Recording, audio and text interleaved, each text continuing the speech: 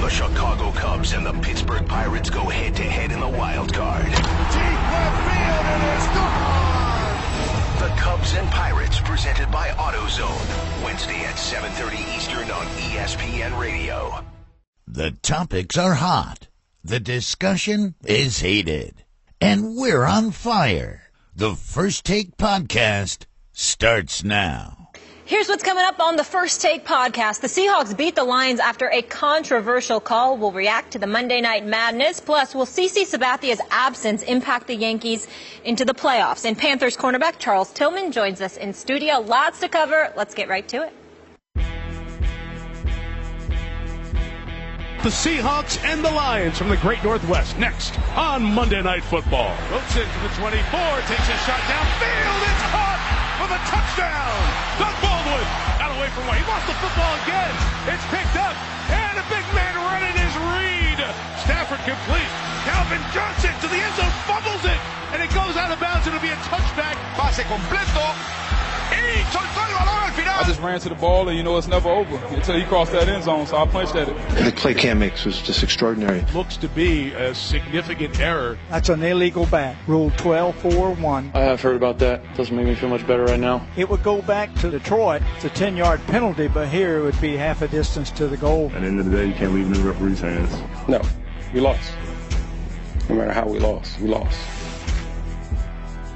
Oh, never a dull moment in the National Football League. Hello and welcome into First Take. Appreciate you joining us alongside Skip Bayless and Stephen A. Smith, both in the house today, which is wonderful. I'm Molly Kerman. Charles Peanut Tillman will join us at the desk later on. Good morning, gentlemen. How you doing? I told him I couldn't do the handshake because I'm still sick. We appreciate that. That's right. We'll get you a little sanitizer. You came off as anything but sick during yesterday's show. Oh, yeah. I did what I had to do. You did it. Brought it. We do appreciate it. Point made. Yes, for sure. All right, let's get right into that controversial call at the end of Monday Night Football in Seattle where the Seahawks get a 3-point victory over the Lions. This is how the illegal bat rule works. It is an illegal bat if a player of either team bats or punches a loose ball that has touched the ground in any direction if it is in either end zone. It's a penalty if the foul is by the defense. It is an automatic first down. The penalty is not reviewable because it is a judgment call similar to pass interference. So another crazy ending, Skip, for the Seahawks. Yep. How bad is this for the NFL? Stephen A. Smith and Molly. This was so bad to me when I saw it late last night that I immediately tweeted that for the NFL and for the Lions and their fans, this will be remembered as the bat out of hell play, bat out of hell play. And I'm going to stick with that today because after I slept on it, it's even worse than I first thought that it was. This is a terrible look for the NFL because remember, the Fail Mary play that happened in the same end zone, remember that? Yeah. Of course. Was thanks to replacement refs. This was a real referee, and I'm going to use his name because we rarely call him out by name, named Greg Wilson, 8th-year veteran, back judge, with a perfect view of this play. Am I right? He's looking right down the line. He's got it nailed. So either number one, he decided on the spur of the moment that this wasn't a blatant enough tap out of bounds to warrant a game-deciding flag. Or number two, I'm just going to throw this out because it happens, they're human. Number two, Greg Wilson might have been slightly intimidated enough by the crazy crowd called the 12s, that is Seattle's crowd, that he started to go for it, flinched, and thought, I don't know if I can get away with that here in front of this crowd on this stage on Monday Night Football. Okay. Or number three, it's just possible that he didn't know or didn't remember a very obscure rule that rarely comes into play this way in this circumstance at this part of the field, which happened to be the end zone.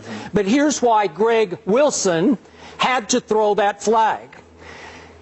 The ball, if you see on the replay, was bouncing slightly backward. It's an oblong ball. It takes odd bounces, as we know. So the trajectory is slightly backward toward K.J. Wright as he runs toward it and then taps it out of bounds. That's big advantage to Seattle because, bear with me on this, what if he allows the ball to fall and bounce again? It could have bounced back into the end zone. And I'm going to remind everybody, it's a live football. It would be possible, it could even be probable, that somebody on the Lions would recover it in the end zone for a touchdown. That would certainly decide the game because Calvin Johnson almost did before Cam Chancellor, and we'll talk about this in a minute, made a terrific, great play to knock it out of his hands. So the point here is the rule is in place to prevent exactly what K.J. Wright got away with doing. He doesn't have to slug it out of bounds. He just tapped it out of bounds. That saved him from having to actually jump on the ball and recover it like a hand grenade in the end zone, right, to fall on top of it before a bunch of Lions fell on top of it. Now, the two people I blame, I do blame the Detroit coaching staff, not just Jim Caldwell, but all of the ones up in the press box. They should have raised holy heck immediately. They should have all thrown fits. You got to throw that flag at least to remind the head ref, Tony Correnti, and the other ones to look around and say, wait a second, maybe they should have, even though you can't review it because it's a judgment call, maybe they should at least get together at that point, but it would have to be sparked by the Detroit coaches to have a conference to say, did we get that right? Should we have looked at this a little differently? But in the end, I blame this referee for blowing this game that could have sent Seattle all the way down to 1-3 and sent them on their way to Cincinnati next Sunday. 4-0 Cincinnati at 1-3. I think this referee, whether he didn't mean to, obviously, it wasn't intentional, he saved Seattle's season. Let me say this to you, Skip Bayless. Absolutely correct on the call. No question about it. I totally agree with you. It was a blown call on the part of the referee. You've got Rule 12, Section 4, Article 1 of the 2015 rule book, NFL rule book. It specifically states it is an illegal bat if A, any player bats or punches a loose ball in the field of play towards his opponent's goal line, which didn't apply here because it was in the end zone already, or B, any player bats or punches a loose ball that has touched the ground in any direction if it is in either end zone, which is applicable here. It is. The fact is, the rule states it clearly. It was in clear violation by K.J. Wright. It should have been called. The Detroit Lions should have had the ball on their half-yard line in position to win the game. No question about it.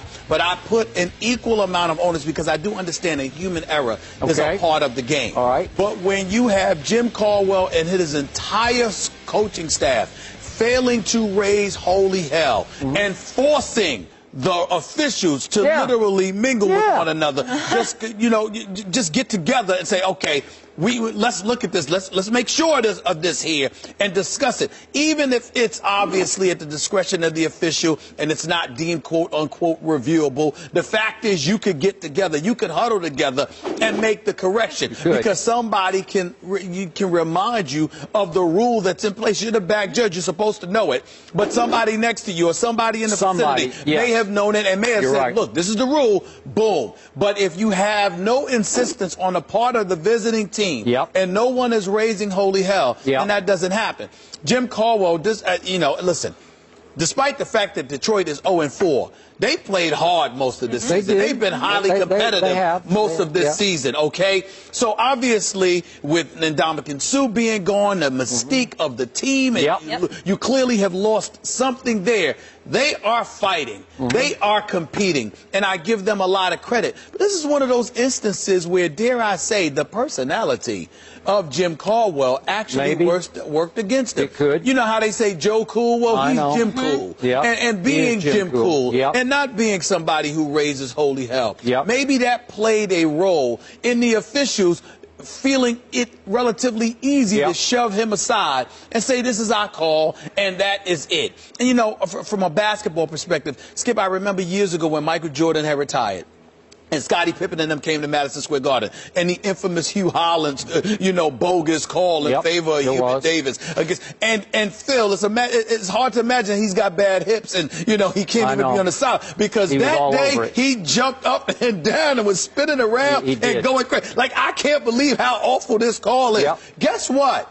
To this very day, Skip, I am of the belief, as awful as that call was, if Phil Jackson didn't jump around hooting and hollering over how bogus that call was, I don't think we would remember it nearly as much as we do to this very day.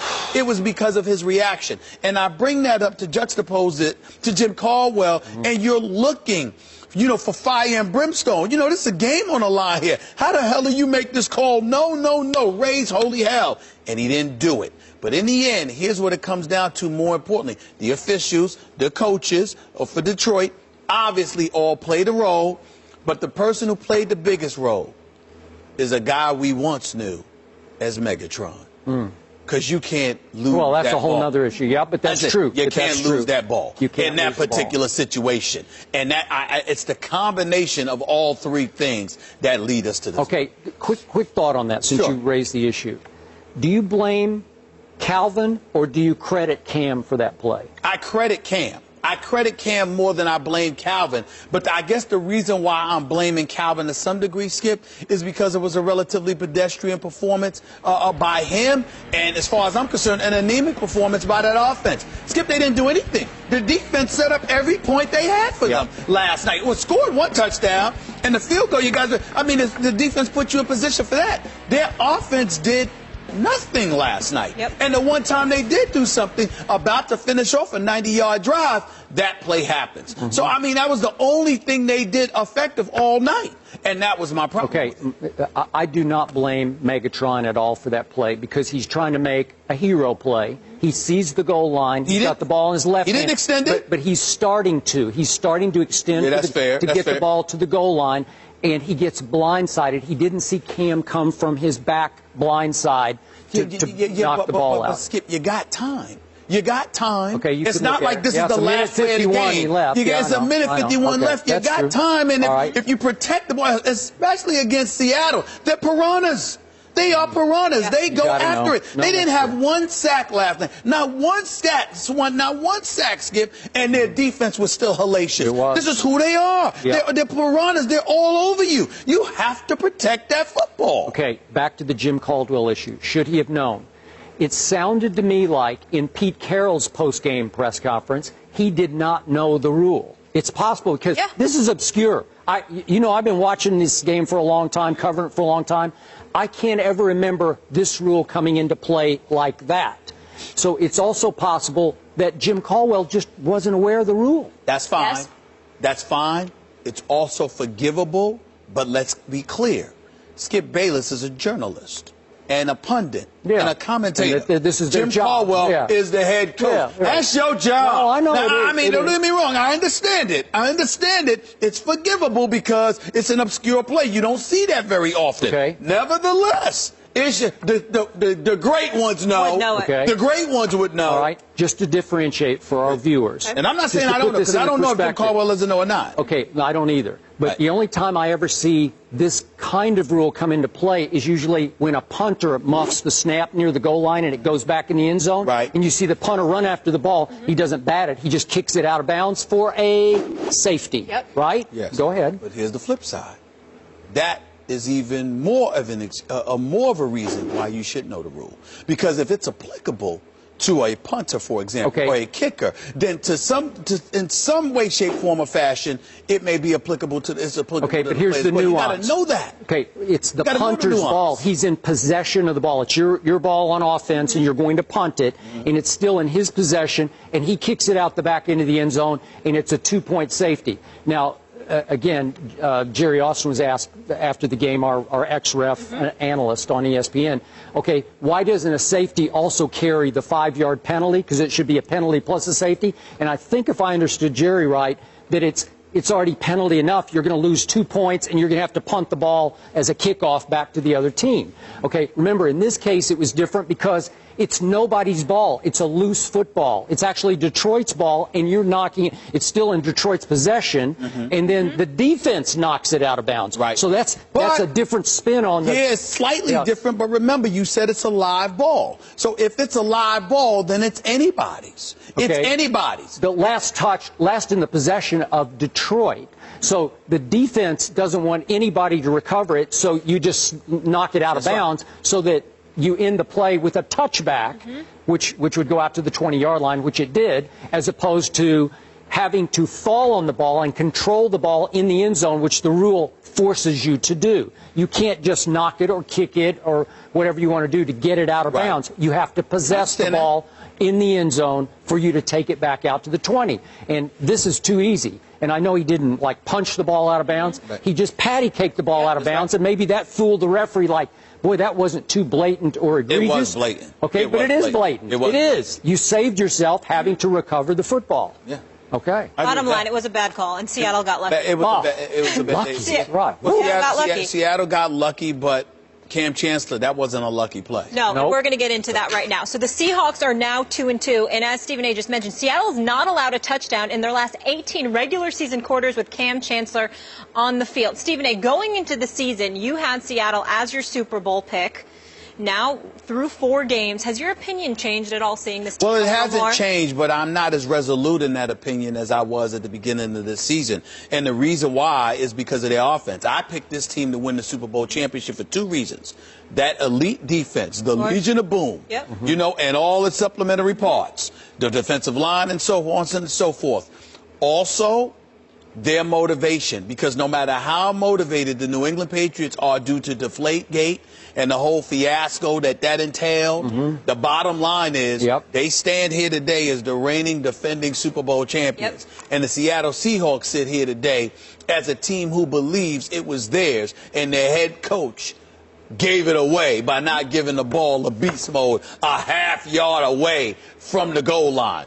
It is that simple. So I believe the combination of how elite their defense is, Skip, and how motivated they are to resurrect themselves and to make amends for what transpired, basically taking back what they believe belongs to them. The Seattle Seahawks believe they should be standing here right now as the reigning 2-time defending Super Bowl champions, okay? And they believe that it was they gave that away, so they believe it's theirs. That is the reason I picked them. The fact that you got this offense with Jimmy Graham, which I believe is better. Experiment is not working. Wait, is he a Seahawk now or not? Yes. Listen, does he dress? This guy had, well, he had 4 catches for 29 yards last night. I'm just saying that it's so anemic, it's so pedestrian, it's so blah, blah. I can't believe it. Now, in defense, Detroit was all over Russell Wilson. I mean, he was running for his life most of the game. They sacked him 6 times. I can't even count how many times they pressured them. They were all over him, and if it wasn't for his elusivity, that's what Clay Matthews meant when he told Colin Kaepernick, you are no Russell Wilson. Because you got to remember, Kaepernick is more like RG3, the old RG3, in terms of he could fly north and south. That is true. He can't juke you the way that Russell Wilson is capable of juking you. So that's probably what Clay Matthews meant. And it definitely highlighted itself because they were all over Russell Wilson last night, okay? And he could barely breathe. But I'm still looking at them. And again, and no Marshawn Beast Mode, he didn't play last night, so we understand that. I'm just looking at this offense, and I'm like, my God, what has happened to y'all? They can't win the Super Bowl with their offense doing as little as they did last night. Granted, Beast Mode didn't play, but they cannot do as much as they did last night and win the Super Bowl. They're still my pick, but their offense has got to play better because this defense is a Super Bowl caliber defense. No question. And their motivation is Super Bowl caliber motivation. But their offense has to join the party, and that's not happening yet. I'm with you. I don't want to go in too hard on that offense because there was no Marshawn. That's right. But in a showcase Monday Night Football game, you scored 13 at home, and you allowed Matt Stafford, who hadn't been able to do squat against your defense, to drive almost 91 yards with, 6:23 remaining. That's right. That's a long drive, and you gave up a big play to Golden Tate and one to the expatriate Tim Wright right down the seam, and Cam said, they fooled me with that one. I didn't see that one coming on tape. Okay, but you get it down to within striking distance, and from the 11-yard line, you hit Calvin Johnson, and it looked like, for all the world, he was about to score, and you were about to be in big trouble, even though there was time. There had been 1:45 left for Russell Wilson. Now, is that on the defense? A little bit. I saw a little crack in the foundation there that you gave that up at home in front of that crowd. Right. But back to Russell Wilson. The whole offense revolves around a little guy, and I don't usually say little guy, but he's a little guy by NFL standards. He's, what is he, about 5'11", 5'10 and a half? Quarterback standards, for sure. One of the shortest. And Stephen A., to your point, his quickness and his downfield speed is staggering to me. He looks quicker than ever. Last night he did, because he had that one great escape in the first half. No one can do what he's been doing on escape plays and then able to throw on the run, running the wrong way. He's running to his left and throws a big completion.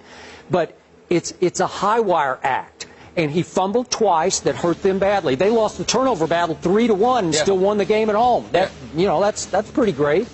And yet, Russell Wilson, if you force him to stand there in that pocket at his diminutive size, he can't see it, and he's not consistently accurate from the pocket. He's, to my eye, he is below average as a pure pocket passer.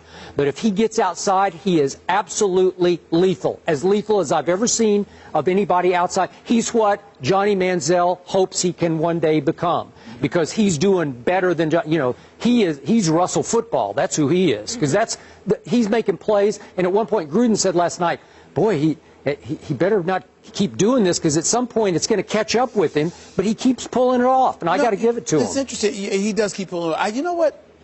As I watched Russell Wilson last night, you know what I said to myself? A 3-4 defense is the best way to go against him. Let me explain why. It's almost best that you don't have a pass rush. You don't need that you just keep him in the pocket. Just don't let him out. Just don't let him out of the pocket. That's all. I agree. That's it. Because the more people you send, if he somehow is able to escape, because you're trying to put forth a vicious pass rush, he's going to eat you up, because he has that elusivity factor working in his favor. And again, once he gets out of the pocket, he's lethal. But even if he has time, if you make him stand in the pocket and there are bodies in front of him to impede his vision, it obviously affects him like it would affect anybody else who's relatively short inside that pocket. To me, that's the best way to neutralize him. And then this is why Jimmy Graham and Lockett, it doesn't make much sense right now. They're both huge targets. So when all else fails, particularly with a quarterback like Russell Wilson, because of his diminutive style, size, you can throw it up sometimes. And just throw it in the vicinity. And they should be able to go and get it for you. The fact that none of that is happening is incredibly alarming to me. This offense has become a huge question mark. I can't believe it's going to stay this way, because you got enough weapons to Lockett and Graham with beast mode. The offensive line played, even though they gave up a lot yesterday, they can play better, and I believe they will play better. And Russell Wilson obviously can be evasive, but they're going to have to do that to capture a Super Bowl championship. They're going to have to do that to beat Green Bay. They're going to have to do that to beat Arizona. Right now, they're asking a whole lot of little Russell Wilson to make a couple plays a game that's going to win the game 13-10. So, Stephen A., you have him going to the Super Bowl, not as strong on it. Skip, you say not so much. Well, you know who I picked. Oh, yeah. Dallas Cowboys. Oh, yeah. I'm hanging in, but it's going to be a long road. Some things happen with that team. All right, that's a whole other story, though.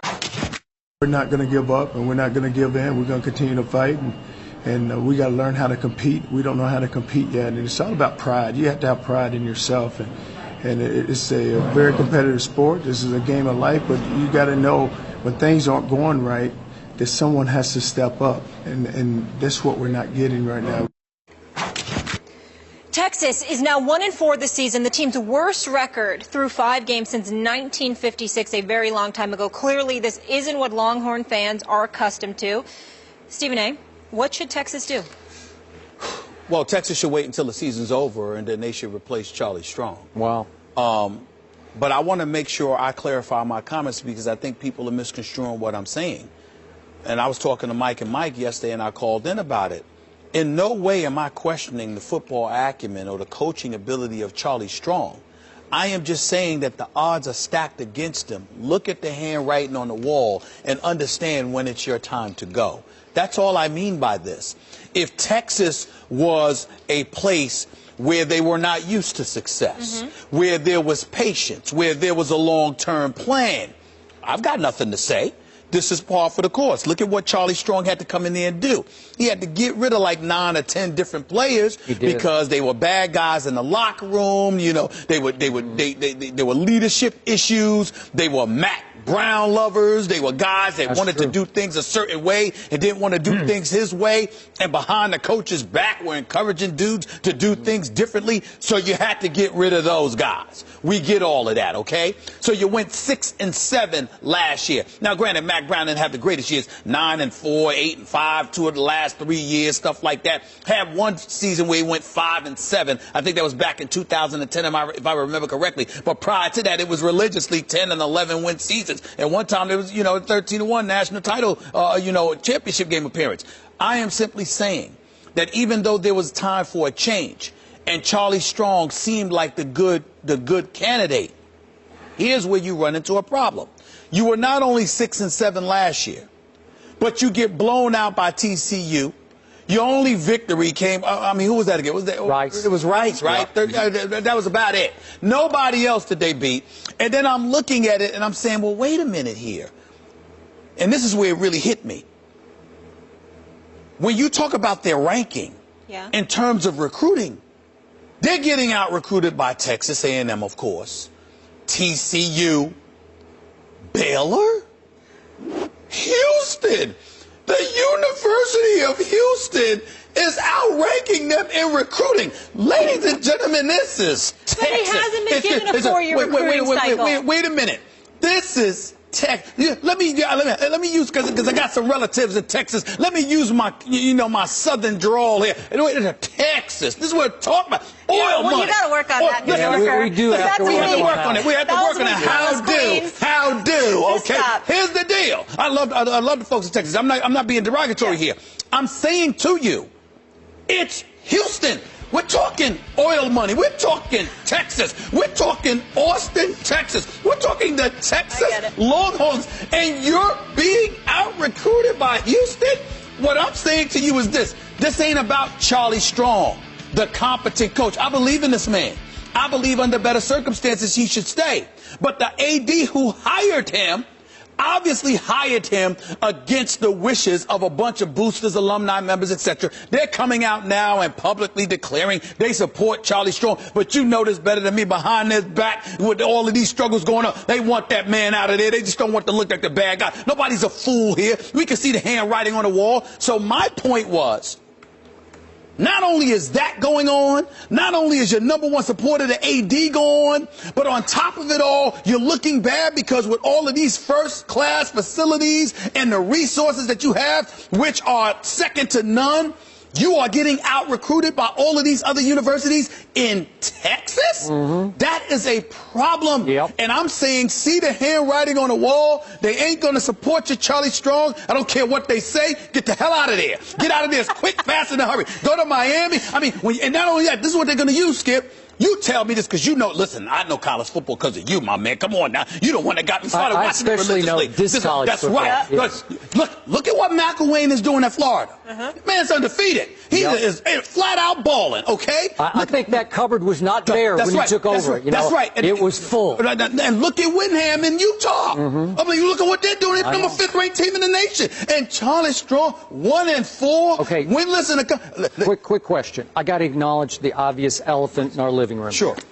As you often remind me, you are a black man, and you're talking about one of the few black head coaches in college football, and you're saying after a year and not even a half, he's got to be gone. I'm trying to tell you right now. I keep trying to tell America, folks, don't listen to me. Okay. I'm a fair-minded dude. Yes, you are. Listen, I'm the guy that sat there and said Lovie Smith don't need to be in Chicago anymore. That was after many years. I didn't say he needed to not be a head coach. I said he needed to be out of Chicago. And Marvin Lewis, you have said. Come on now, 12 years, you can't win a playoff game. Okay. I'm going to call what it is. Thank you. But I look at Charlie Strong. I think Charlie Strong should be a head coach in Miami. I think he should be a head coach in various other institutions. I'm just saying, Texas, look at the handwriting on the wall, Charlie. They're going to get rid of you, bro. They owe him a bunch of money now. They're going to have to go. Don't let about 15, at least 15 million from what I heard, not to mention his assistants. Man, they can write that thing off. They can sit there and pay you and spread it out a few years. But look at the handwriting on the wall, Charlie. They're going to get rid of you. Get out as fast as you can. It's a bad situation for him. That's what I mean. I'm not saying, be fired because you can't coach. I'm saying he needs to go because they never wanted him there to begin with, and the struggles they're not going to stand by. And now you got freshmen sitting up there texting in the middle of a game about how, whether or not he should transfer. Look, That's happening because, guys, they're imploding. And you know when you implode, Skip? When you know that your head coach doesn't have the support, because if he did, you would toe the line. You're not towing the line because you know there are whispers out there about how people don't want Also reports of internal dissension. Yes. The freshman class going back and forth with the upperclassmen. That's right. You know, a lot of friction there. And by the way, Charlie Strong should take over the defense because that's his signature anyway. Nobody knows the defense better than him. Before I get into my answer, that's the only really bad sign here. That's right. Charlie Strong can coach the heck out of defense because he did it at Florida and he did it at Louisville. And he did it as a coordinator and a head coach. That's right. And then I'm looking at, wait a second, Charlie, on national TV early on, you give up 38 at Notre Dame. Yep. Then you give up 45 at home to Cal. And then you give up 30 at home to Oklahoma State. Yeah. And then you give up 41 at TCU. And by the way, everybody was acting like that was such a big deal at how they lost to Cal because the extra point was missed. My thing was, what the hell are you doing giving up 45 points? 45 at home. Now that Jared Goff can play. We'll get into him later. 45 though. Okay. Let me just declare myself here because obviously I was born and raised a University of Oklahoma fan. They play this weekend in the Cotton Bowl, arch rival. 10th ranked in the nation. And I was scared of what's going to happen. I was taught at an early age to hate everything Texas, University of Texas. So that is mitigated by the fact we have twice had Charlie Strong sit in this seat on this show. And you know what? Good man. I clicked with him. I like the heck out of him. I liked him too. You know, and so maybe I've lost some objectivity that way. But I do think he deserves the rest of this year. Yeah. This is just me. I think he even deserves next year. And I know the signs are horrible here. And remember, they still have to play my Sooners, and they are now 17-point underdogs at the Cotton Bowl. Then they have to go to West Virginia. Listen, West Virginia is pretty good. And then they end up having to go to Baylor, which has been obliterating people. So it could get worse. And maybe some of those major donors who were reportedly yesterday still on Charlie's side, maybe they'll turn on him. They could turn on if Texas loses 41 to whatever it was to TCU, 41 to 10 to Oklahoma, we might get a different story from the major donors. But let me be very, very clear.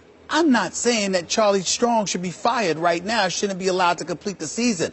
I'm not saying he doesn't deserve to have a long-term opportunity to build this program. What I'm saying is the struggles that he's having at this particular university, which ain't trying to rebuild, which ain't trying to wait, which ain't trying to have a long-term plan, and you combine it with the fact that you in Texas, and they didn't want you there to begin with. You're saying it's more the situation. It's just the situation. Look, Charlie Strong, see the handwriting on the wall and get the hell out of there. All right. That's what I'm saying. Okay, well, are you blaming Texas more than Charlie Strong? Well, I'm blaming them from the perspective that I think that there were whispers from the time he got there that they didn't want him there. When you combine that with the changes that he ultimately had to make, where he had to be and he spoke very highly of Mac Brown, and we all think highly of Mac Brown, but the bottom line is he had to be sort of the anti-Mac Brown. Did? Do you see who Mac Brown is? Have you met a nicer guy? No. I mean, my God, he's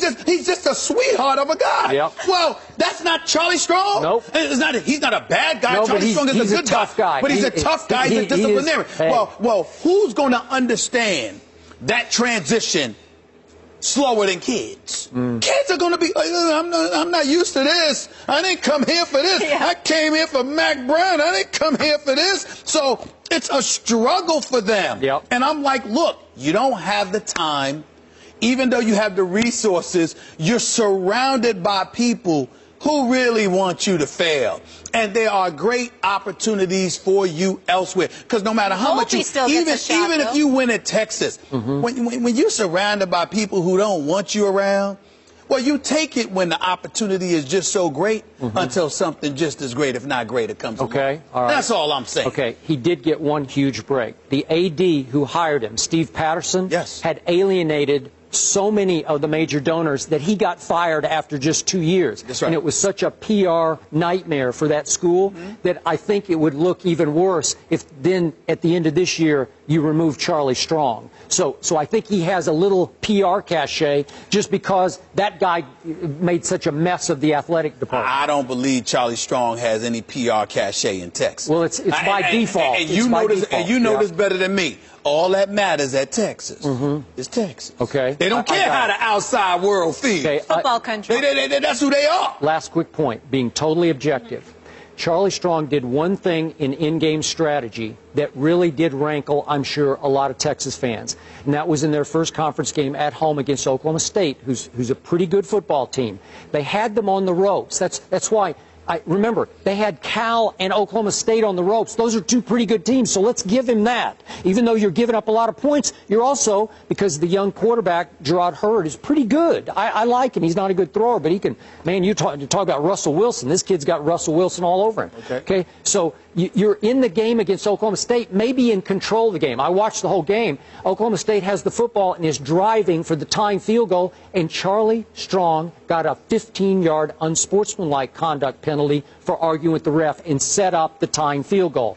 See, that's the kind of thing under this kind of stressful pressure. You cannot do that. There you go. Okay. There you go. All just right. The latest example to support what I'm saying. All right. He just needs to go elsewhere. I'm not questioning his coaching ability and whether or not he deserves to be a head coach. I know he does. Okay. Okay? He just don't need to be there. Okay. Well, I hope Shaka Smart in basketball, I hope he gets off to a better start. I was getting ready to say that. It's even more pressure on Shaka Smart because of the whole Charlie Strong situation. But I have no doubt Shaka Smart going to tear it up. Shaka Smart going to do his thing. All you need is basketball. It ain't football. All you need is two players. And Shaka Smart will get them at the University of Texas. Well, all you need to do is press like crazy, and they will press. Shaka Smart is going to do a hell of a job for that basketball program. You mark my word. He's legit. We'll all be watching 11 a.m. on ABC, Texas, Oklahoma, the Red River rivalry. The November issue of Men's Fitness Australia features Ronda Rousey. She's the first woman to grace the cover, and the undefeated UFC champion is going to join us tomorrow right here in studio. Can't wait for that, so you don't want to miss First Take. She will be here with us. We reported yesterday that Miami fired their head coach, Joe Philbin. Now it's Ryan Tannehill that is feeling the heat. According to multiple reports, Philbin told the Dolphins practice squad players to go easy on Tannehill so the quarterback could get some of his confidence back. Reportedly, Tannehill was throwing so many interceptions in practice that he was frustrated to the point where he would talk trash to certain practice squad players.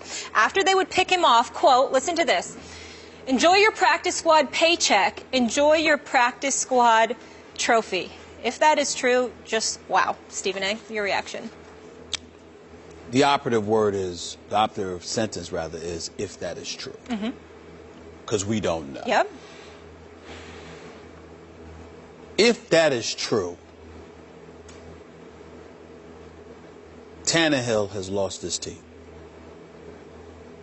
Because that is as low class as it gets. If that is true, the only reason Tannehill didn't get punched in his face is because guys were on a practice squad and they want a chance to be in the NFL, and obviously you saw what happened with the Jets. Or the coach had instructed them to take it easy on the starting quarterback. You know, well, keep in mind, Skip, that according to the reports, once the coach had instructed them to take it easy on Tannehill, what they did was stop running altogether whenever he snapped the ball. They showed no respect for him. You're the starting quarterback, paid $95 million, $45 million in guarantees, and practice squad players have to take it easy on you. How in God's name can you be a leader? I mean, that's worse than anything I could imagine with Jay Cutler. I mean, let me apologize to Jay Cutler. For you to say I've never even heard that about. Wait, did you just say let you apologize? I have to apologize to Jay Cutler because I never even heard anything that bad about him. I never even heard anything that bad about him. With a practice squad, with a practice squad has to take it easy on you, and they're so annoyed and disgusted with the human being that you've revealed yourself to be that in protest, as practice players, they sat up there and said, we just going to let him throw the pass. Because we can't win. We damned if we do, we damned if we don't. We get up in him, the coach going to protect him. We intercept him, the coach going to protect him. Okay? We take a light on him, we ain't accomplishing anything for ourselves, so why bother? That is the epitome of losing your team. I mean, that incident alone warrants Joe Philbin being dismissed as head coach of the Miami Dolphins. And I take no pleasure in that. I don't want this man fired and having to lose the ability to provide for his family. I hope that he lands another job as a coordinator tomorrow. He's just not head coaching material to me. He's a coordinator. So with that being said, let's be clear about something here. The real issue is Tannehill. The real issue is the fact that practice players are picking you off. The real issue is that you kids, you lost to the Jaguars, okay? And obviously you just lost to the Jets, okay? You're not having a good season. You're 1-3. You got wiped out by the Bills. You got wiped out by the Bills at home with Warren Buffett in attendance with your owner, Stephen Ross, okay? I mean, you were so bad that Warren Buffett wouldn't give you stock options. That's how bad Ryan Tannehill and the Miami Dolphins were that day. I mean, please. So when you look at it from that perspective, here's the bottom line. This new guy, this was it, Dan Cunningham, is that his name? Dan Campbell. Dan Campbell, Campbell, right.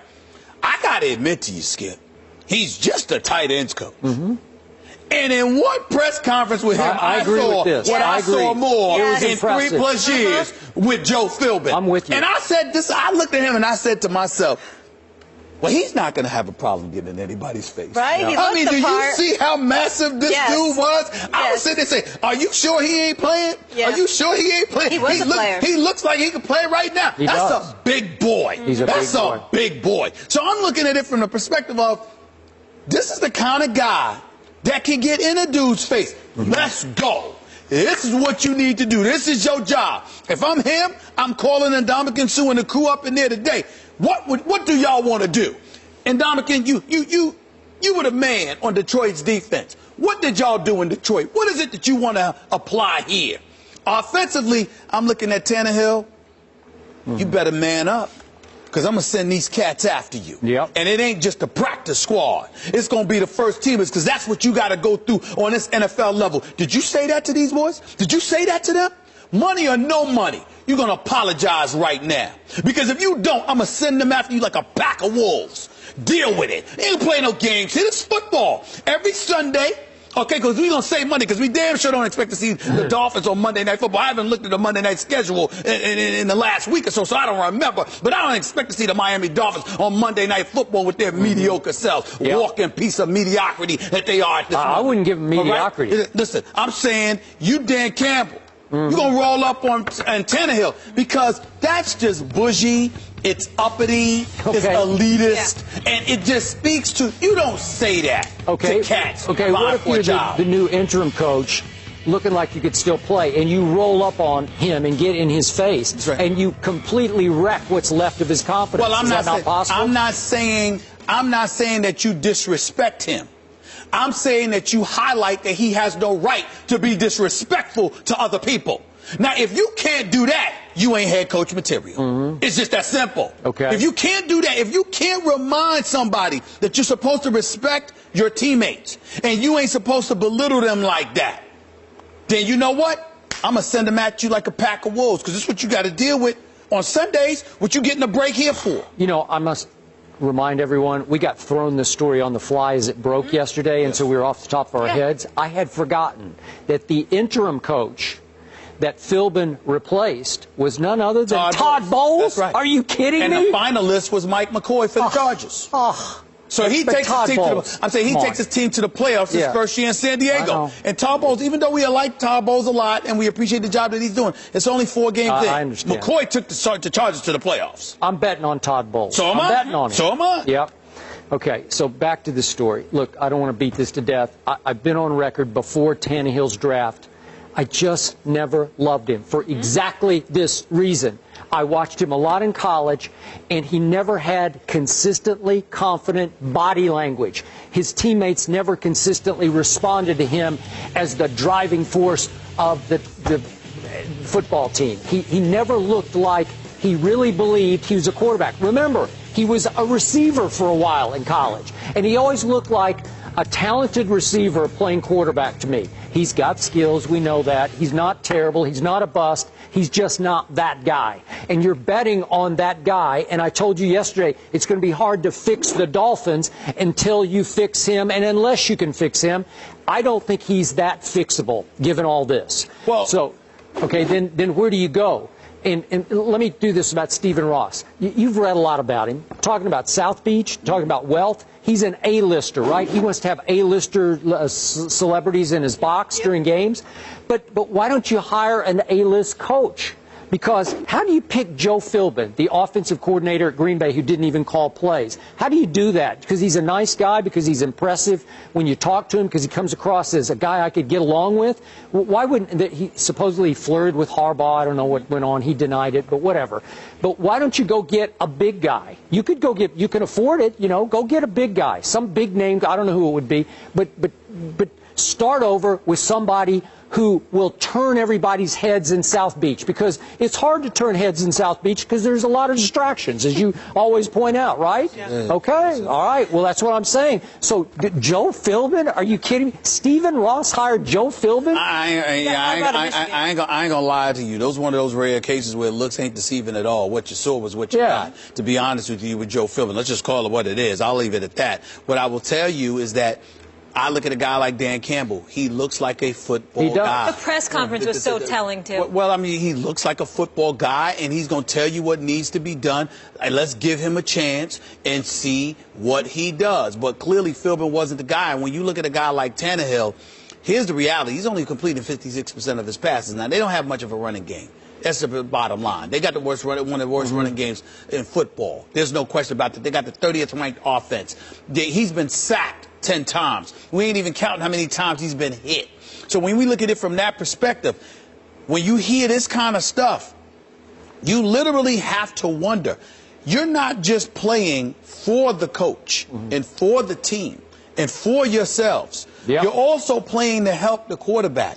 And when you have an internal, subtle desire to see the quarterback fall flat on his face, that doesn't help your franchise. Nope. So somebody has to address, if there is any truth to this report, somebody has to confront Tannehill. And that has to be addressed. Those are the two things. Tannehill has to be addressed, and the defense, I don't mean literally, of course, but figuratively speaking, the defense has to be handed over to Ndamukong Suh, who does have a rep that he brought from Detroit. Can you get in Suh's face if you're Campbell? Well, I wouldn't go that far because it is Ndamukong Suh. That is a massive. You can talk to him. I don't even know. You can talk to him, but you can ask. You know what I'm saying? And he's not the kind of dude you can tell. That's a massive boy. But what you can do is say this. You know, when you were in Detroit, y'all had a top-rated defense. Tell me what you did. Tell me what you think, based on our personnel, we should do. And you know what I'd do? At least the first week, I'd listen to Ndamukong Suh. Whoever's running the defense, come here.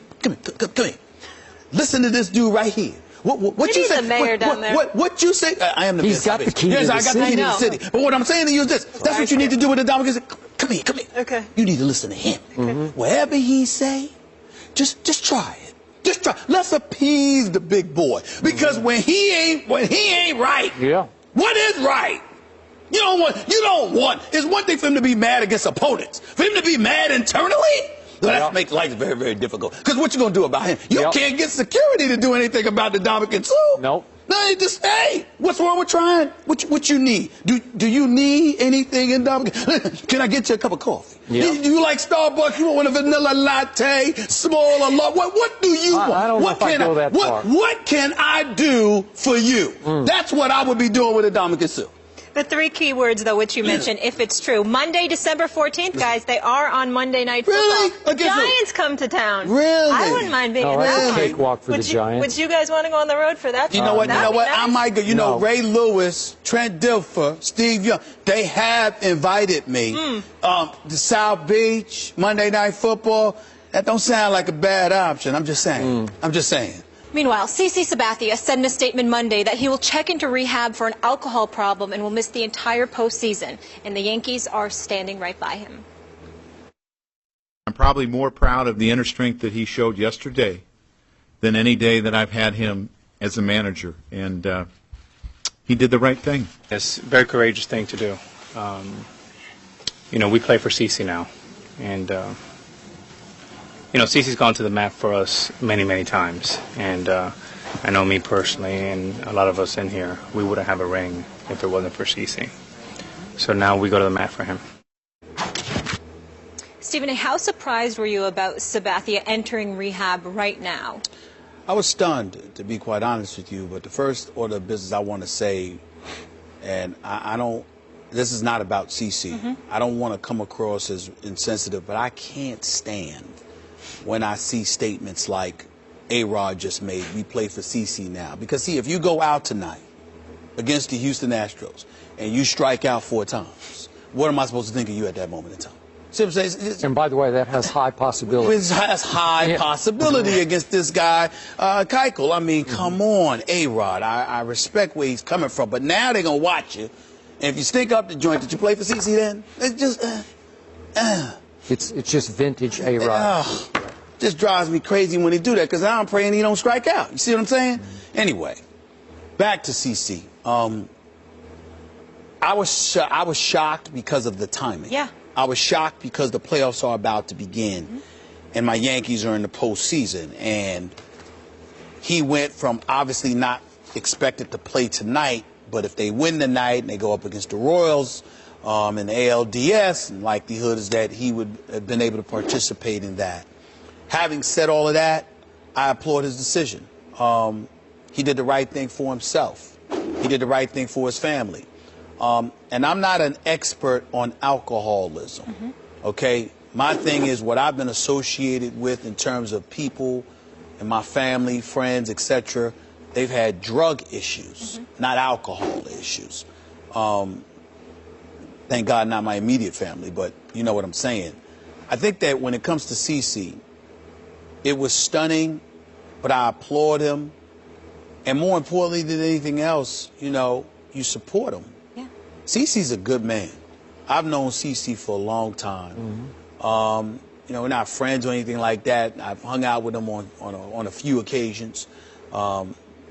You know, because everybody come through 40-40, and I want to, you know, that's my spot. I love them brothers over there, and obviously he's been over there because Jay-Z and, you know, Juan Perez and all of these guys, they're incredible friends and supporters of his as well. They should be.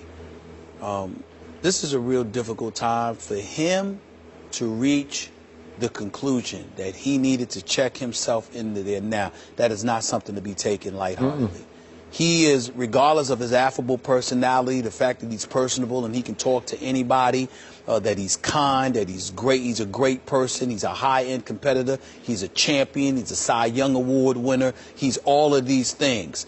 He's one of the best people you can find in professional sports, just as a great and decent human being.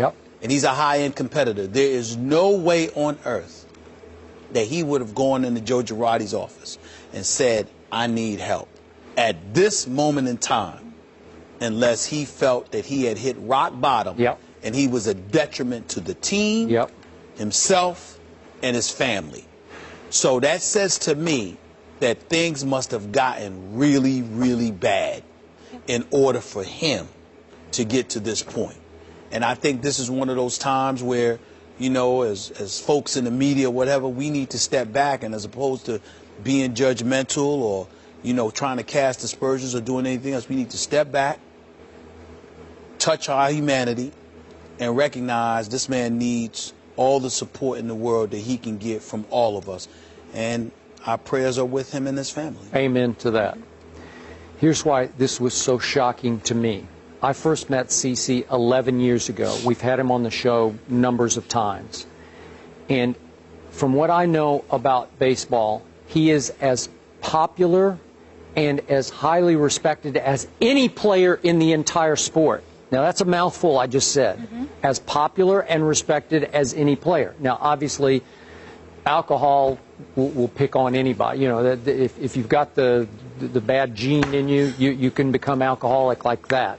We did see the one incident that surprised us, and we spoke about it on the show back in Toronto, mid-August, remember, when he had the shouting match outside the nightclub that inspired a fight as they drove away, some big brawl, Toronto. And but even then, I thought, it's just happened to be at the wrong place at the wrong time. I'd never heard anything about CC having issues with alcohol before. So the timing of this, as you say, is so shocking because, to your point, the circumstance had to be absolutely dire. Something had to happen. There had to be one other incident we don't know about. I'm just speculating here, but something had to bring it to such a boil that he finally said, I can't go on anymore. And on the eve of the playoffs, they make this announcement. Now, it's possible that they waited a couple of days to make the announcement, hoping that it would help inspire the A-Rods in your clubhouse. I don't know, because it's just an odd timing of this, because you could also argue, well, gee, could CC have just waited a few days until at least they got past the wild card game and then see what would happen in the divisional round? I don't have any idea because we don't know enough about it.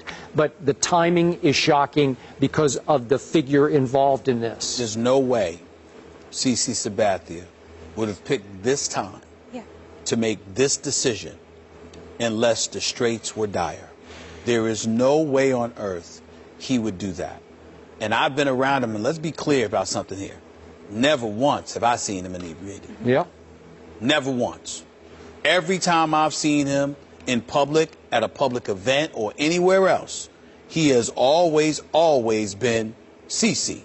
So it's very, very shocking to learn that he even has a problem, yeah, to be quite honest. That's correct. That's how I feel. But I do know that he is legitimately a very, very good man, a good brother, good family man, etc. And again, our hearts are with him and our prayers are with him and his family. Absolutely. So bottom line, how do you think, or will this at all impact your team going forward?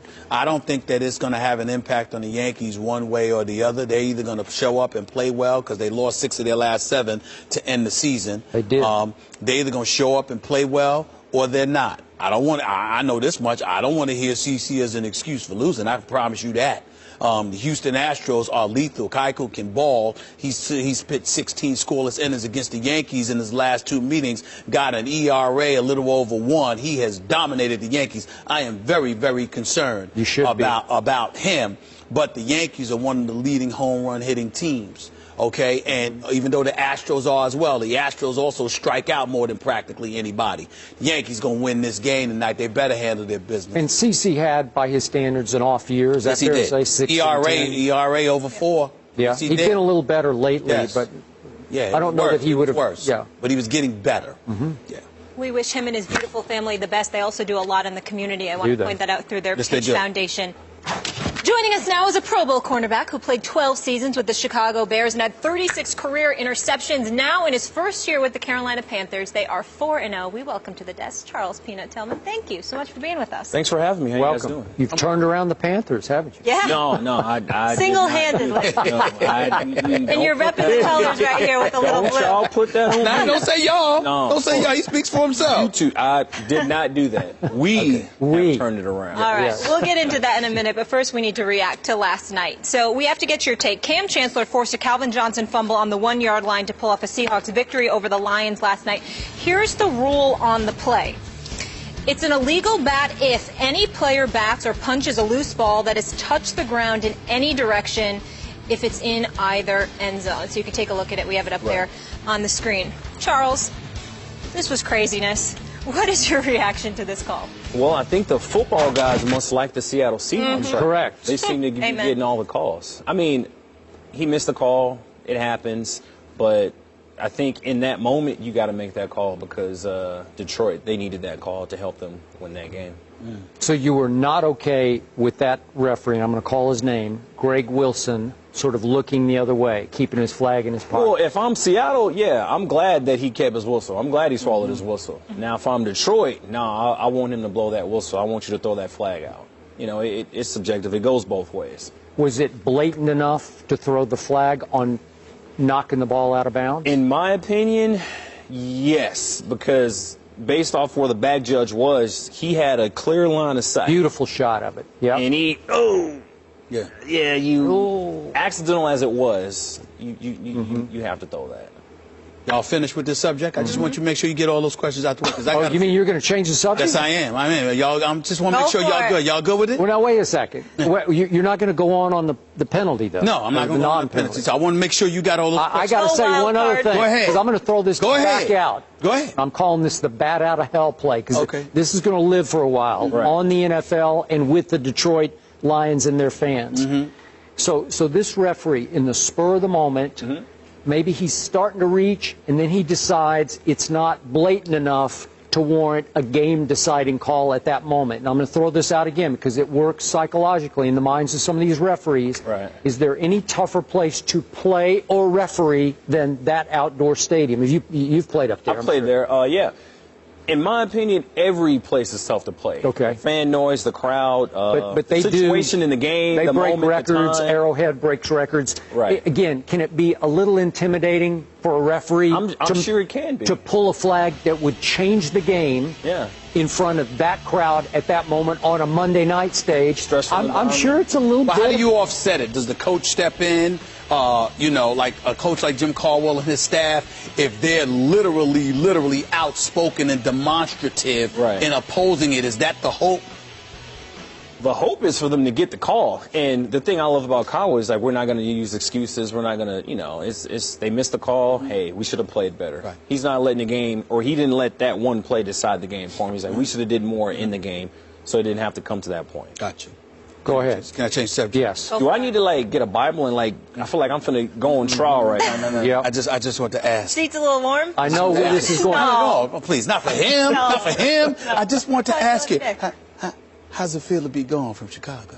It feels good. I like my new team. Well, why are you smiling while you're asking? I just want to know. I just want to know. I like my teammates. What he's getting at is not how does it feel to be gone from Chicago. How does it feel to be gone from Jay Cutler? That's what he's getting. I like my teammates. Okay. Cam is great. Yeah. Thomas is great. Luke is great. AJ, my team, my defense. Refresh my memory. Refresh my memory. When you left Chicago. Right. Obviously, you were born in Chicago, yes, okay? Sir. When you left Chicago, you specifically said, I really want to compete for a championship. Right. That's right. So that's why you went to Chicago. What was wrong while you were in Chicago? We just didn't get it done. We didn't get it done. Offensively, we had some bad games. Defensively, we had some bad games. We didn't cut it on special teams. I mean, we weren't a good team. Let's cut to the chase. What is your view of Jay Cutler as a quarterback? I think Jay Cutler has all the potential and all the talent. Okay. Yeah, he does. You know what I'm saying? I think he has one of the greatest arms. You can quote me on does. this. I think he has. Oh, you're being quoted. Okay. You're being quoted. Go ahead. I think he has one of the greatest arms in the NFL. It's just how consistently can you play? And I think that might be a problem. Stop right there. Okay. Stop right there. I'm very curious when you use the word potential. Isn't that something that's supposed to apply to a dude that's been in the league around 5 years or less as opposed to a quarterback in his 10th year? I'm just curious. I don't know. I don't know these things. I'm just asking. I'm just curious. Yeah. I think he has all the tangibles a great quarterback is supposed to have. Intangibles? I'm sorry, intangibles. The pocket presence, the arm strength, game-winning drives. It's just up to him to do those things. It's just how you want to play. I'll switch it up. Okay. How is life with Cam Newton compared to what you've been dealing with? Life is good. I like Cam. I like his locker room presence, his game leadership. His ability to take control of a game. Great team guy. Great locker room guy. Glad he's my quarterback. Well, what does Cam do better than Cutler does? I want to know. I'm curious. I wasn't going to go there. Well, they're two different types of guys. Okay. Right? Different styles. Yep. Cam, he's he's a mobile quarterback. He'll get out. He'll do the Superman leap. He'll dive in the end zone. Jay, he's a pocket guy. He's not mobile. He can be a little mobile. He can be a little bit mobile, but I just think they're two types of. They're different. Their style of play is completely different. But don't you think that your team can feed off Cam more consistently than that team can feed off Jay? I think we feed off of Cam's energy. Yeah. He has this exuberance about him. This I don't know. This energy. He's his charisma, his charm. I think we feed off that, and we actually, offense, defense, we all feed off of that. And I think it's a great thing, and he's playing at a high level right now. Your diplomacy is applauded. It's marvelous. Thank you, sir. It's really special. Thank you, sir. It's really special to see. Thank you. But we get it. We get it. Let me get to this. Okay. I watched Carolina this year, and I didn't expect y'all to be 4-0. I love what I'm seeing Cam do, particularly since Kelvin Benjamin went down. How is it that y'all are 4-0 right now? Even if it's just Cam, what is the one thing that's going on with the Carolina Panthers that even you did not anticipate when you arrived there? Team. I think we have a great team. We're guys with great culture. You know, we have a great culture within the Carolina Panthers organization, and we got good character. You know, we're a group of men that have great character, and we all count on each other. I think when you have a group like we have and you play for one another, like, trust me, I want to win a championship like anybody else, but I'm not playing for myself. I'm playing for the Thomas Davis. I'm playing for A.J. Klein. I'm playing for Charles Johnson. I'm playing for Cam Newton. I'm playing for Luke.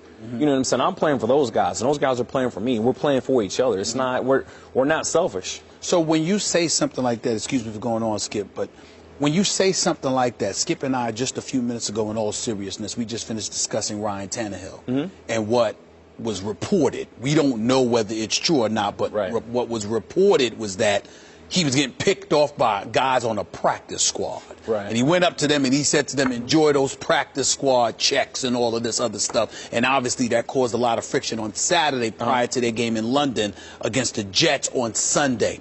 You just finished speaking about the importance of character. How damaging or damning can something like that be to a team moving forward?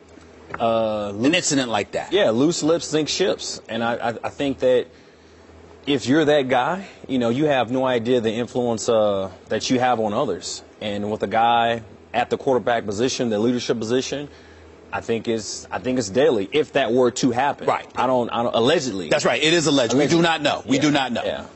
All right, we have to take a break. Charles, thank you for putting up with these two. With you him. can't with him. Yeah. My seat is my cool. It's a little hot. You can't leave. First of all, do you have any idea how happy this brother is to be here with me? Oh, y'all with don't you? even know to have. Of course. Oh, of course, okay. Of course, it's all about you. Of course. Oh, okay. So those Panthers are off to their first 4-0 start since 2003 and tied for the lead in the NFC South with the undefeated Falcons. However, according to ESPN's Football Power Index, Carolina is ranked the lowest of the remaining unbeatens and 15th amongst all NFL teams. So the glass half full, Charles Tillman, is that your team is undefeated. Right. And we know the half-empty part, the worst, supposedly, of the undefeated. What's your reaction to that? I'll take it. We don't care. We'll just keep stacking these wins. That's how we look at it. We don't make the schedule. Y'all make it. We just play them. We keep winning. We ain't got nothing. You think it's true, though? That we're the worst out of... No, I think, in my opinion, whatever team I'm playing on, and if we're playing good, I'll be honest with you. Right now, we're playing some good football, and we still haven't hit on all cylinders. Okay. So but obviously we're a great team. You can only beat the teams on your schedule. Right. And you beat Jacksonville, and you beat Houston, you beat New Orleans, you beat Tampa. Right. Yeah, so they're all 1-3. All four of those teams are 1-3. You can't help that, but you can't make it any better either, right? Right. And we don't pick the schedule. Y'all pick it for us. We just play them. We keep winning. Well, hey, we gonna keep winning. Well, the legitimate question is, how good do you think this team is in the next 4 weeks? You've got Seattle coming up next, I believe. Yes. You know, you've got Green Bay 3 weeks after that. Philly and Indy might be a little bit desperate, so you never know how that could pan out. And, of course, there's the Dallas Cowboys and the Atlanta Falcons on the schedule before all is said and done 2 times. So I'm just wondering, how good do y'all feel y'all really are? We feel that we're good. You know, the most dangerous thing that you can have is 53 guys believing one thing together. You know what I'm saying? And right now we have 53 guys believing that we are the best team in the NFL. You know, to me, that's a dangerous thing. It is. And every time I look up, the cornerback on the other side of you is making a Peanut Tillman play. Is that fair? Because that guy's... it's fair to say Josh Norman is making Josh Norman plays. Yeah. He's not living in my shadows. I give him the credit. You know, Coach Wilkes, our defensive DB coach, he's doing an amazing job of coaching Josh up. And Josh, he's taking coaching, and he's making plays. How good is he? Is he big time? Is he a Pro Bowl corner? Is he... At the level he's going right now, yeah, I think he is. You know, like I said, we're only 4 games in the season. I'm not trying to jinx him or wish him any bad juju, but he's playing at a great level right now. He is. And playing opposite of him, I have a front row seat on the field, and I'm happy for him. I really am. Well, I really don't have any questions about Carolina's defense. You're the number 3 ranked defense in the NFL, and the defense is always legit. A couple of years ago, they were big time. They fell off a little bit last year, back in the mix this year. My question is all about your offense, and I mean no disrespect, because obviously the brothers can play. Right. But Ted Ginn is your number 1 receiver, and Greg Olsen, who's been around quite a long time and deserves a lot of props, is your number 1 target. I just find myself looking at Carolina and wondering, on offense, do they have enough horses to get it done? Y'all obviously feel otherwise. Is that because of a collective belief, or is it because it's all about that bad boy named Cam Newton? No, it's just a collective belief that we have a next man up mentality. That's how we think. So with KB going out, he was a workload. He was a horse for us, right? Got a lot of balls, got a lot of passes thrown to him. Great player. Had a ACL tear. Yep. I think Cam was forced to use other targets, use other people on offense.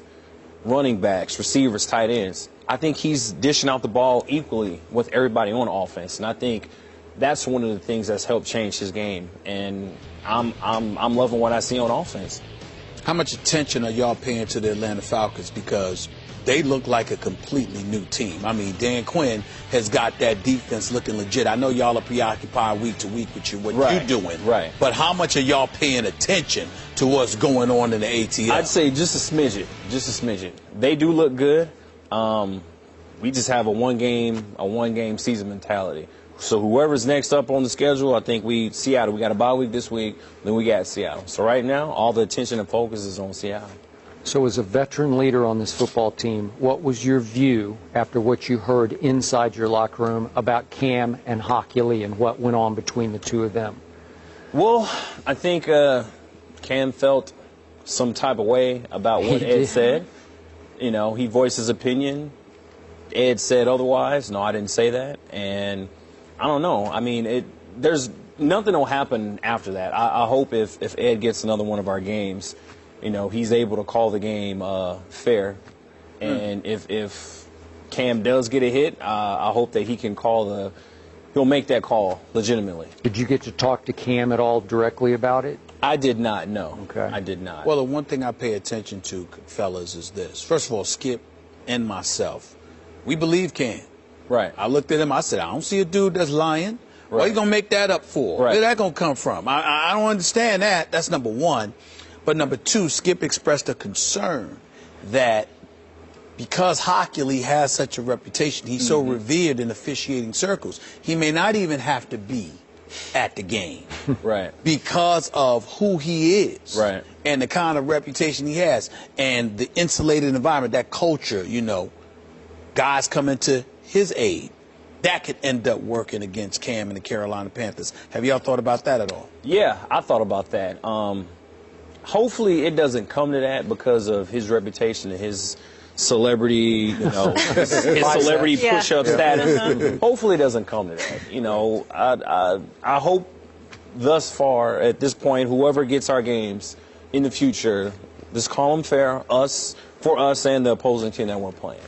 You know, hopefully we don't have to just, I hope we get a good rep this week and, you know, refs aren't coming to aid for Ed Hochuli. I don't think it'll come to that, though. Cam called him out, and we think rightfully so. But I don't know if you can remember a star calling out a referee quite like this happened. No, if it did happen, I probably wasn't born. I don't remember. All right. Charles, thank you so much for joining us. Good It to see you, sounds bro. like you're in a good fit there. 4-0, not too shabby. And Your health. I'm good. How you feeling? 100. All right. 100%. I'm great. All right. I'm feeling good. Just double checking. Last couple Appreciate of years it. has been a little rough for you. Yes, sir. It has. God is good. I'm good, though. Okay. Good. And we appreciate you joining All us on a bye. This was fun, and good luck against Seattle. Thank you. I say the same thing as when you all buried us last week, and all that it really doesn't matter what you think. It really doesn't matter what you say. And I'm hoping that nobody on our team is playing for you. I hope they're playing for each other and their team and what they want to accomplish and not what you think. All right, because that's not certainly what I'm doing. I'm coaching and working for our players and our team to be as good as it can be. And if that's not pleasing to somebody else, it's not pleasing to somebody else. And it's not going to be for you. The fans, yes, because if it was up to you, we're 6 foot under already. We're dead and buried and gone. Gone. I'm not going to lie, I love it. Nick Saban taking exception with the media after he was asked how he keeps players focused with the changing perception of the Tide week to week. Skip, was there a method to his madness in those comments? Or was it just sheer madness? They were amazing. I enjoyed it. Stephen A., I know you're the biggest Nick Saban fan. Yes, I am.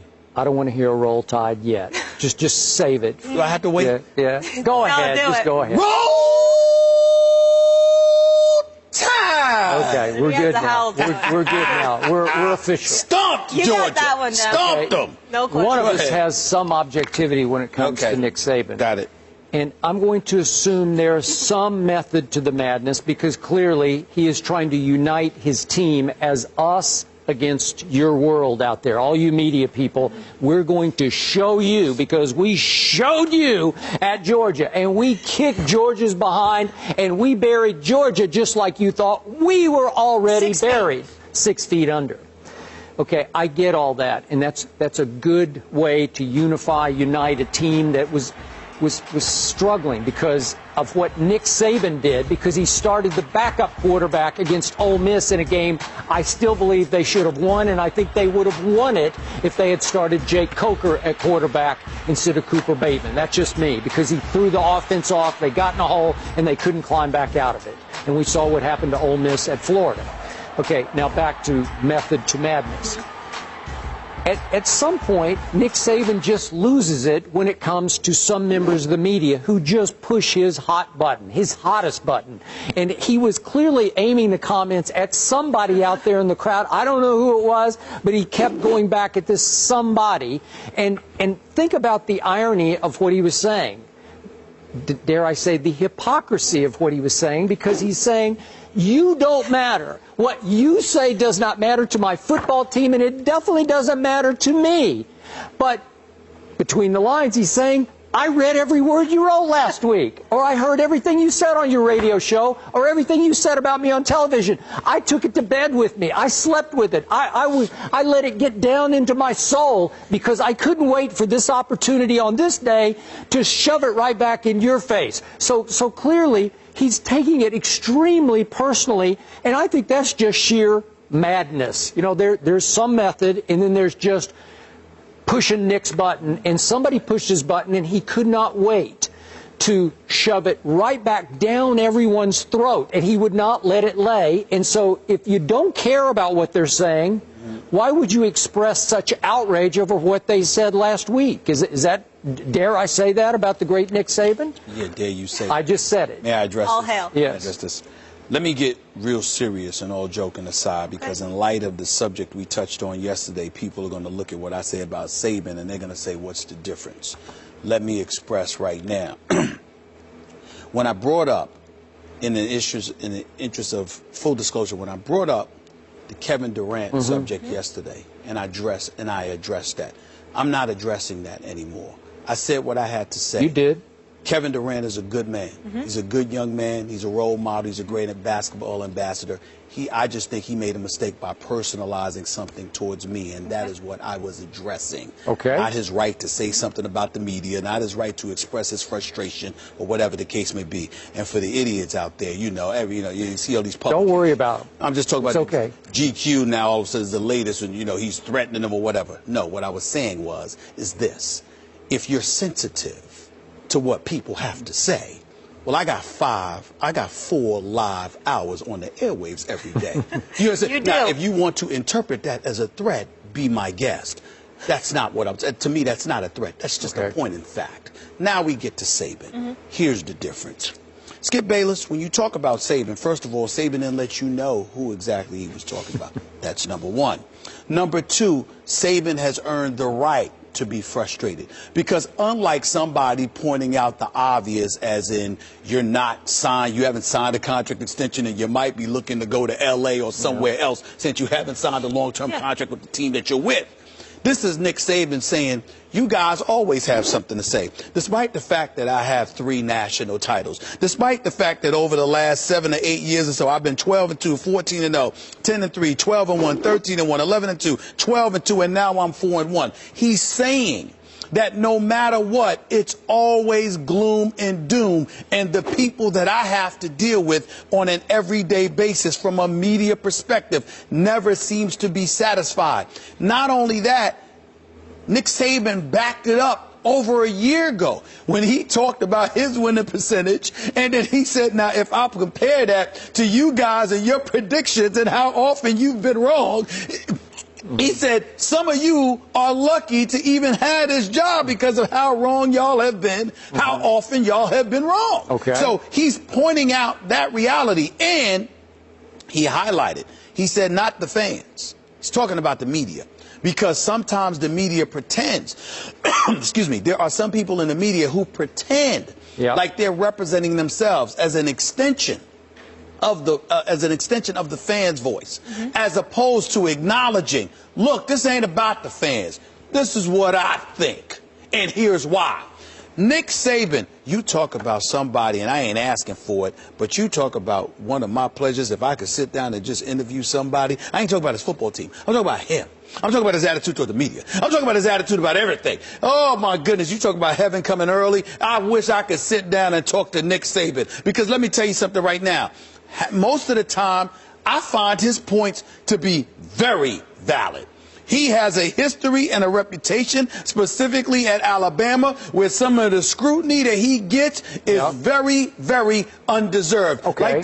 Like this kid, Jonathan Taylor, he got from Georgia that came to Alabama. He said, I don't regret, I'm not apologizing for giving the kid a chance. When he messed up, I got rid of him. But prior to Georgia said no. Yeah, but I ain't Georgia. Right. Excuse me, Georgia looking for a national title. This man has 3 this decade. They ain't have one since 1980. I guarantee you they could sit there and bloviate and talk all of this nonsense they want to USA Today, filling up the back pages of USA Today. Oh, we hold a higher standard here. But I guarantee you, if they could have Nick Saban, that's true, and they could sit there and modify their position just a little bit to deliver 3 national championships to Athens, they would do it quicker than you could say Bulldog. Remember, don't get caught up in that. Given all that Saban history you just read, we have done this topic within the last couple of weeks on this show. It has appeared over the last 3 or so years. The wheels have come off the Saban dynasty. He's been losing lots of big games. Whoa. But he's won a share of them too. Okay, but I'm just saying, by his standards, he hasn't been Nick Saban for about 3 years. Because 3 times in 4 years he's won a national championship. He's not going to do it every year. Eventually, you're going to lose some of those games. Now, if he became Mark Richt, and over the course of 10 to 12 to 15 years he can't win a big game to save his life, now we have a discussion. No, he's won some big games. He's lost some big games in the midst of lately he's lost a whole lot more than he's won. Excuse me. No, that's not true. Not a whole lot more than he's won. When it comes to big games, excuse me. Last year they lost Ole Miss and then they got blown out by Ohio State. Blown out by Ohio State? They lost 42 to 35. Well, they were down 14 in the fourth quarter. 42 to 35. It was not a game. It was not a game. We got to go to break. All I'm saying to you is that you could say Bulldog. Nick Saban is big time. And some of the dudes that question that deserve to be called out by him, especially when he didn't mention any names. That's all I'm saying. Stephen A., plain and simple, will your Yanks stay alive? Well, I'm going with that. You're kidding. You're picking the Yankees? I'm shocked. I'm not going to lean on extra motivation being provided by CC Sabathia. I'm not going to lean on that. You know what I'm going to lean on? This dude, Dallas Keuchel, makes me nervous. In 2 meetings against the Yankees, pitched 16 scoreless and then struck out 7 in his last 21 in 16 innings he struck out. You get that, don't you? The dude is big time. Big time. He's pitching on 3 days rest. I'm concerned about that for them. You got to remember the Yankee bullpen has come to the rescue on many occasions. Last 30 games of the regular season, Houston's pitching staff had a 4.74 ERA. The final 30 games, I'm happy about that now. They hit a lot of home runs, just like the Yankees do. I am worried about their careers big time. I know that. I get that. I'm looking at the fact that they steal a lot of bases, 121 stolen bases. But guess what, Skip Bayless? The ERA, like I told you, is an issue. They also also don't allow a lot of runs. I get all this stuff, but they strike out a lot. Their ERA is questionable right now. Keuchel is no joke on the road. And remember, he was 15-0 at home. On the road, he was a different dude. You're going against the Yankees tonight. Look at Yankee Stadium. But you know what? Hey, man, bag of shells. There we go. That's a pass. These boys ain't accustomed to being in postseason action. I believe that somehow, some way, the Yankees will find a way, primarily because of their bullpen. Tanaka will hold it down, give up a couple runs, but they'll hold it down, and Patantis and Miller and those boys will come through when it counts. Yankees 5, Astros 4. You better fear the beard tonight, because Dallas Keuchel is no joke. At 20-8, he led all of baseball with 232 innings pitched. He will not have any problem on 3 days rest, because he's built to pitch in 3 days rest. So I'm going to give you guys a couple of runs at home, but I think Keuchel will go the distance once again. 3-2 Astros. You're going home. Yankees will work the lineup. They'll get him out there by the 6. Charles Tillman, thank you. Ronda Rousey here tomorrow. Thanks for being with us, guys. See you in the... Last week, Julie Carroll posted a status that read, "Just had the most delicious banana ever." It got 2 likes and 4 comments. Well, Julie, Geico also wants to make a comment. What if we told you in as little as 15 minutes you could save hundreds of dollars on your car insurance by switching to Geico? With those hundreds of dollars, we bet you can find another banana equally, if not more delicious than the one you had last week. #GoBananas, #savings. Geico. 15 minutes could save you 15% or more on car insurance. The Chicago Cubs and the Pittsburgh Pirates go head-to-head in the wild card. Deep left field, and it's gone! The Cubs and Pirates.